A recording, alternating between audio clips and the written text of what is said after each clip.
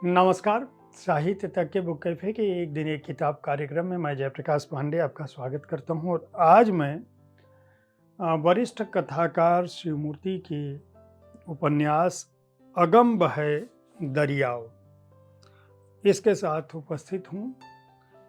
कुछ पुस्तकें होती हैं जो काल के कपाल पर अपनी इबारत लिख देती हैं। अगम बहे दरियाओ एक ऐसी ही कृति है जो कालजयी श्रृंखला में अपना स्थान बनाएगी। यह बात मैं क्यों कह रहा हूँ, यह आपको इस उपन्यास को पढ़ने के बाद ही समझ में आएगा। जो कथा विन्यास, जो भावभूमि, जो शब्द हैं, जिस तरह की पृष्ठभूमि का प्रयोग इस उपन्यास के खंड में किया है शिवमूर्ति ने, वह अपने आप में इस कृति को अद्भुत बनाता है। मुझे लगता है कि इस तरह के उपन्यास भी बिना जीवनानुभव के लिखे नहीं जा सकते। केवल जीवनानुभवों से भी ऐसी कृति नहीं लिखी जा सकती। उसके लिए आपके पास वह संवेदनात्मक दृष्टि होनी चाहिए, भाषा के वो तंतु होने चाहिए, आपके पास हाथों में वह कसावट और बुनावट करने की क्षमता होनी चाहिए और दिल और दिमाग इस बात की इजाज़त देना चाहिए जिनको कि आप उस वर्ग की संवेदना को लिख सकें जिस वर्ग को आज की तारीख में कोई देखना, परखना और जिन पर नज़र डालना नहीं चाहता है। खास बात यह कि शिवमूर्ति ने इस उपन्यास के लिए कोई बड़े बड़े दर्शनों का प्रयोग नहीं किया है, लेकिन हर पन्ने पर दर्शन है, हर पन्ने पर आध्यात्म है, हर पन्ने पर संवेदना है और हर पन्ने पर एक प्रेम राग है। किसी राजनीतिक कृति में इतने सारे तंतु कैसे मिल सकते हैं, इसको नई पीढ़ी को समझना चाहिए और ऐसी ही कृतियाँ बताती हैं कि वास्तव में कोई कृति कैसे लिखी जानी चाहिए, कैसे लिखी जा सकती। इस उपन्यास का कथानक एक बहुत मामूली शख्स के साथ शुरू होता है। एक व्यक्ति है जो अपना खेत जोतने जाता है बैल लेकर और अचानक उसको पता चलता है कि वहाँ पे कोई दूसरा खेत जोत रहा है।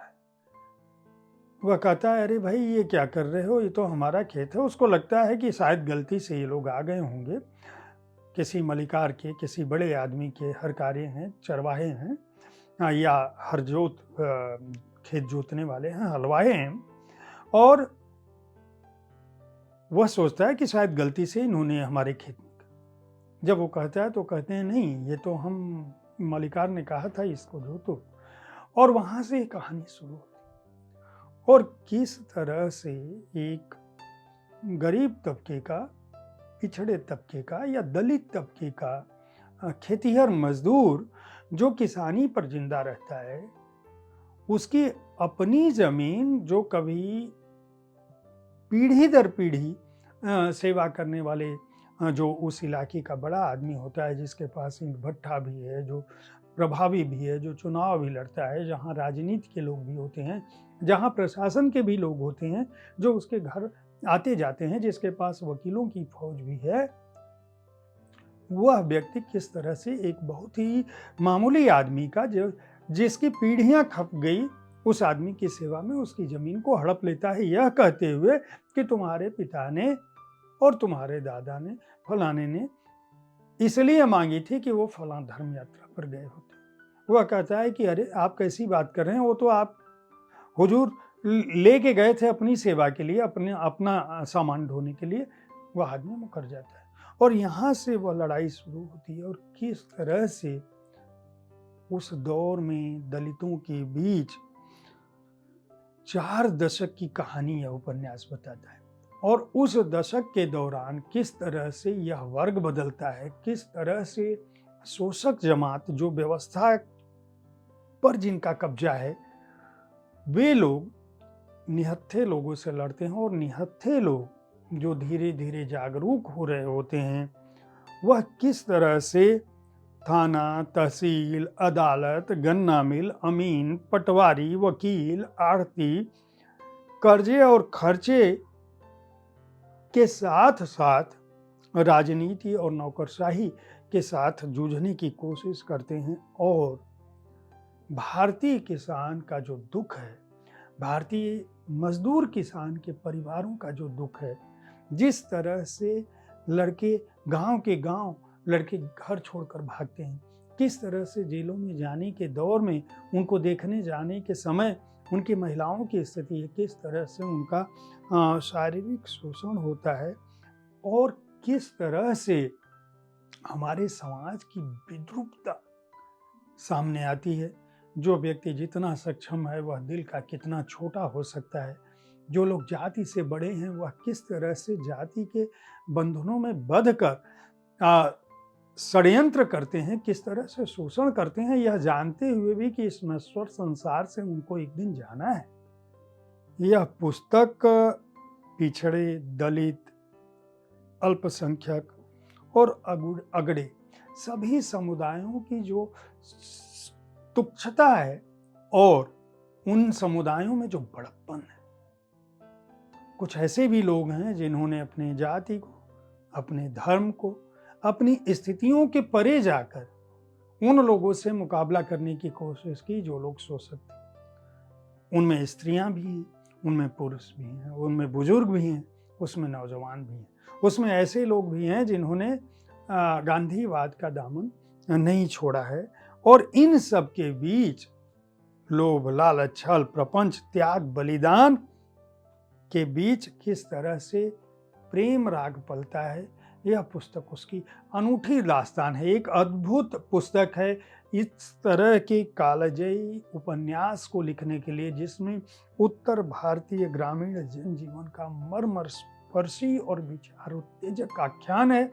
मुझे लगता है कि हिंदी साहित्य में मुंशी प्रेमचंद, फणीश्वर नाथ रेणु के बाद इस तरह की कोई ऐसी कृति आई है जिसको पढ़ते समय आप हर पृष्ठ के साथ न केवल इसमें बहते जाएंगे बल्कि सोचने के लिए बाध्य होंगे कि आज़ादी के 50 साल के बाद लगभग ये आख्यान शुरू होता है और आज के समय 40 सालों की कथा इसके अंदर है, जिसमें आपातकाल भी आता है, दूसरे दौर भी आते हैं। आखिर हम किस तरह का समाज बना रहे हैं, अपने गांवों को हम किस तरह से भूल रहे हैं, किस तरह से उनको हमने जाति के अंधे कुएं में, छुआछूत के, अस्पृश्यता के, पिछड़ेपन के दावानल में हमने झोंक रखा है। और कोई भी मर्म, कोई भी संवेदना, कोई भी ग्रंथ उस लोक को बचाने की कोशिश नहीं कर रहा है जिस लोक को बचाने के लिए, जिस अस्मिता को बचाने के लिए हमारे संविधान निर्माताओं ने, हमारे स्वतंत्रता सेनानियों ने एक लड़ाई लड़ी थी। अद्भुत कृति है जो किसी व्यक्ति के जीवन संघर्ष के बहाने हमारे समूचे कालखंड का न केवल आख्यान आपके सामने रखती है बल्कि एक ऐसा आईना सामने रखती है जिसके सामने हर व्यक्ति को उसका अपना असली चेहरा दिख सकता है, बशर्ते उसमें उस चेहरे को देखने की ताकत हो। राजकमल पेपरबैक्स ने इस पुस्तक को प्रकाशित किया है। 599 रुपये इसका मूल्य है। बहुत ही मोटी पुस्तक है। पृष्ठ संख्या के हिसाब से इसका मूल्य कुछ भी नहीं है। इसके अंदर 500 मैंने बताया कि 588 पेज इस पुस्तक के अंदर हैं। 599 रुपये दाम है। शिवमूर्ति जी को मैं एक बार फिर बधाई दूंगा। हमारे समय के वरिष्ठ कथाकार ने क्या कालजयी कृति लिखी है, वह ऐसे ही सर्जते रहें, ऐसे ही लिखते रहें। उनका कोई और परिचय देने की ज़रूरत नहीं। हिंदी साहित्य को पढ़ने और जानने वाले लोग यह जानते हैं कि वह इसी तरह की कृतियों के साथ आते हैं। मैं प्रकाशक को भी इस बात के लिए बधाई दूंगा।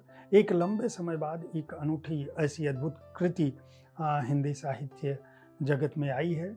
आप सभी लोगों से मैं कहता हूँ कि संस्तुति करता हूँ कि आप इसको पढ़ें। अगर आप अच्छी कोई उपन्यास, अच्छी कृति पढ़ना चाहते हैं जिसमें हमारा समाज दिखे तो इसे ज़रूर पढ़ें।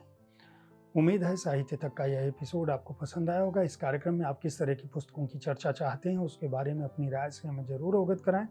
हमारी कोशिश होती है कि विविध विधाओं की पुस्तकों के साथ आपके पास मैं हर दिन पहुंचूं, ताकि आप अपनी पसंद की पुस्तकों का चुनाव कर सकें।